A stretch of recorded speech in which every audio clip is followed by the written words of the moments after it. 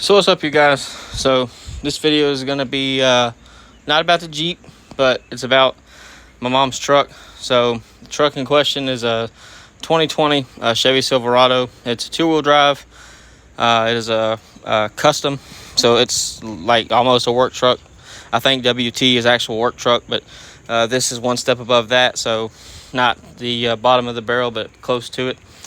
Hers has the 4-cylinder, the turbo 2.4, I think is what it is.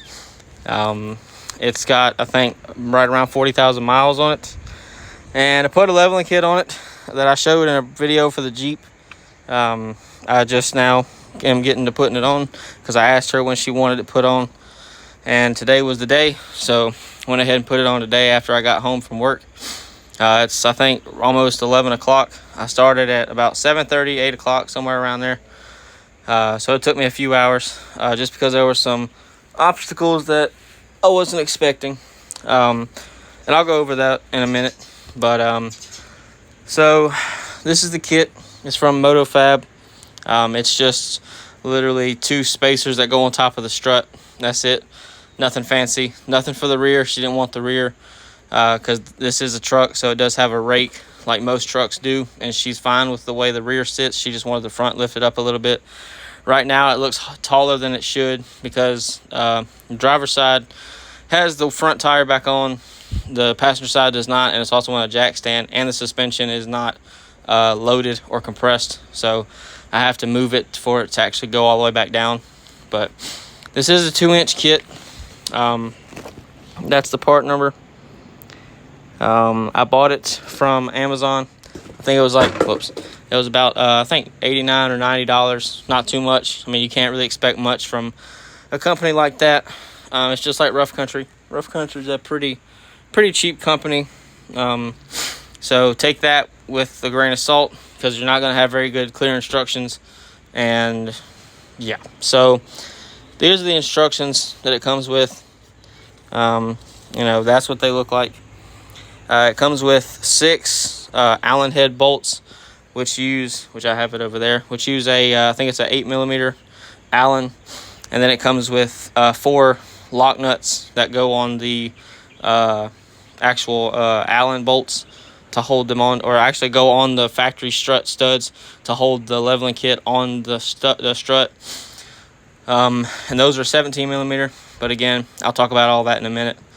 And then this is the bag that all the hardware comes in, which you can't really see. Yeah, so I kind of tore it, so you can't really see it, but pretty cut and dry. Start on the front here. I mean, it's, start by removing ABS wire, stuff like that. Now her truck is 2-wheel drive, so I'm not really gonna go over the instructions very much because there's not really much to talk about with those. But as I said, her truck is a 2-wheel drive, so I don't have to worry about the CV axle, which is something that some people have to worry about. You'll have to make sure that it's out of the way. You don't want to damage the boots. You don't want to pull it out, stuff like that. Like I said, 2-wheel drive, don't have that problem. There's no CV shaft there. She didn't want a 2-wheel drive truck. She wanted a truck. She's always wanted a truck. So, hey, it's her money, her truck. I'll do what she wants. So, anyway, so I'll start going over parts and stuff, and then I'll get to some of the stuff that's kind of, I wouldn't say tricky, but stuff that they don't really explain all that well. So, we'll start with the top of the strut. Those are an 18mm. They are a pain in the ass. This is the newest. Actually, no, I was going to say that this is the newest truck I've worked on, but that's not true. I worked on my Colorado that's on my channel, and it was a 2020, I believe, just like this. And it wasn't this hard to work on. There wasn't a lot of shit in my way. On both sides, on the driver and passenger side, there's this plastic that I'm guessing some wires. Yeah, there's a wiring harness that sits inside it. And it sits right on top of where the bolts are for the strut. There's one in the back that you can't see. And they're a little bit of a pain in the ass to get to. This has got a little bit of flexibility, but the one on the driver's side does not have that much. So that's something that's kind of annoying. And you can't really get to either of these strut towers from the top side of the truck. So that's another thing. But as I said, 18mm. The front 2 bolts are obviously the easiest to get to. It's the one that's in the back that's a pain in the ass to get to. But 18 millimeters, and then we'll work our way down. So the upper ball joint is a 18 millimeter, and then the inside of it, which I can't really show, an Allen. It is a, what is it? A 6 millimeter, which you can kind of see. There it is. Because one side, the driver's side did spin while I was trying to take this off. This side did not until I was actually putting it back together. So, and again, this truck is fairly new. So, I mean, it's 4 years old, but it's got low miles, and she pretty much takes care of it for the most part. I mean, it is kind of dirty, but she does take care of it. So, when we live in Georgia, there's no rust. As you can see, everything's nice and clean. So, anyway, didn't have any trouble getting anything loose. Nothing's broken, nothing's messed up. So, that's good. As I said, 18 millimeter, 6 millimeter Allen. You can use a ratchet wrench or a regular wrench or a socket. I have all of those down here. Just because I didn't know which one I'd need. You have to take the ABS sensor out and the associated brackets. So there's one back here, which you can kind of see. I can't really see because I'm using my phone, but there's a 10 millimeter there. There's a 10 millimeter here, and then a 10 millimeter right here where the sensor goes. And then I took this bracket off too, that the brake line is attached to the knuckle, where it's attached to the knuckle, and that's again another 10 millimeter. And just remember, this is aluminum, and these are very, very small bolts. Don't be stupid. Don't go and hammer these in with an impact. Just do them by hand. One good ugga dugga, or not even an ugga dugga, just a ugga, and that's all you need. And like I have the fuel impacts from Milwaukee, the stubbies. I have the 1/2 and the 3/8, and I can put different torque settings on it.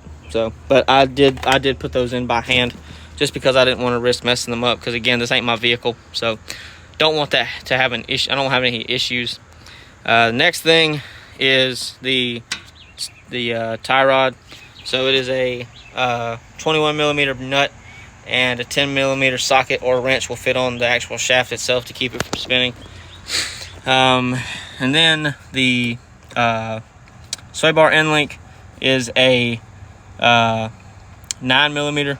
And then the nut is an 18 millimeter. Those do spin with no issue, so I did have to deal with those. I did not have to take the caliper off, did not have to take the rotor off, did not have to take the wheel bearing off, did not have to take the knuckle all the way off. The lower ball joint I didn't mess with, but everything that I've talked about I've taken off. And then the bolts for the bottom of the strut that connect it to the lower control arm are 15 millimeter. And that's pretty much it. So the thing that I'm talking about that you're gonna have to, it's gonna fight you, it's gonna kind of piss you off, when you put the well, I'll start with this first. Before you take apart the vehicle, the strut is going to be facing opposite of the way it's facing now. So there's a sticker on the back side of this strut that's going to be facing you. It's yellow, and it says, be careful, this has got gas in it, blah blah blah, all that stuff. That's going to be facing you when you start. When you put the spacer on, where the actual studs come through is reversed. So you have to turn the strut 180 degrees and it'll fit. And then in the instructions, it tells you that the lower strut mount you can move by hand in the rubber, and that's not true. It's not very easy to move. It may be easier to move on trucks that are a little bit more worn than this one. Again, this truck is 4 years old now, but does have 40,000 miles on it, so everything's still tight. So I had to fight with that a little bit. All I did was I got a big pipe wrench, so that's what I had, because I didn't think to bring anything else, because I didn't know that was going to be a problem. And just pretty much put the top part of the strut on and tightened it down, and then got on the bottom and put my weight on it. I would sit on a little bit, make sure that nothing was going on, make sure nothing was torn, and just put it back in its place. Because when you take the strut off, whatever side you take off is going to be angled towards you. So this side was angled towards me just by how it was sitting in the truck. And I mean, you probably could put those on a vise and kind of move them around a little bit easier than I did, but that's pretty much what you're going to have to do. Passenger side didn't fight me that much. It's the driver side that I had to fight with, just because I didn't know that was going to happen. And again, it said it was going to move freely, and it really doesn't. So just keep that in mind. If your truck's new, you're going to fight with it a lot. If your truck's worn and a little tired, you might not have to fight it too much. And another thing is, no, she did not get upper control arms yet. I'm the one that paid for the leveling kit. It's an early Christmas present, so trying to keep things under a budget for right now. So it doesn't have upper control arms just yet, because really if budget wasn't an issue, I wouldn't be putting this kind of a leveling kit on anyway. It would get a loaded strut and an upper control arm, but got to do what you got to do. I mean, I have bills like everybody else, so hey, anyway. But still, she does need to get it at some point, and she is going to take it for an alignment either tomorrow or Tuesday. Today's Sunday, so yeah. This is an electric power steering vehicle, so I don't think you can actually move the steering back and forth like you can on other vehicles. So I've tried not to mess with that at all. It really wasn't that bad. It probably would have took me less time if I would have known about that ahead of time, but it is what it is. So yeah, but anyway, you also need, I forgot to mention, if you have the factory lug nuts, which she does, 22 millimeter. I just have this lug nut socket from Matco. It's got the protective plastic on it. One thing to note is the strut, the holes that you have to tighten, that you have to stick a socket down into, that's a 17 millimeter to tighten the leveling kit or the spacer to the strut. You're going to probably need a chrome socket, because impact sockets are too thick. These are thin enough to where they'll fit.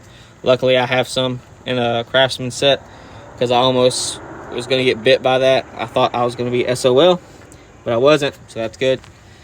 And then a bunch of pry bars. I have two.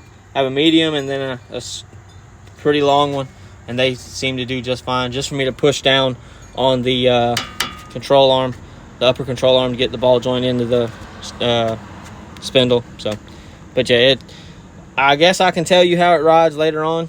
I'll ask her. I'll let her drive on it for a little while, see what she says. It's probably going to be a little bit stiff, just because she's not going to be used to something like this. She's never driven or rode in a vehicle that's been modified like that. She wasn't tall enough to get in my Tahoe, so she wasn't going to ride in that. She rode in the Ram, and the Ram rode like a dream, and it was leveled, but it was done the right way. So, it is what it is. But I figured I'd make this video. I'll still leave all the tools and what they go to, sizes and everything, in the description, and then I'll leave a link to this leveling kit in the description if you want to buy it yourself. I'm not paid by MotoFab. They haven't paid me to do this. This is my own time. I just make videos on stuff like this because they have a video, but it's very cut and dry, and it only is like a minute and a half long, so I'm not a fan. So anyway, yeah, so I hope you guys enjoyed, and I'll see you later.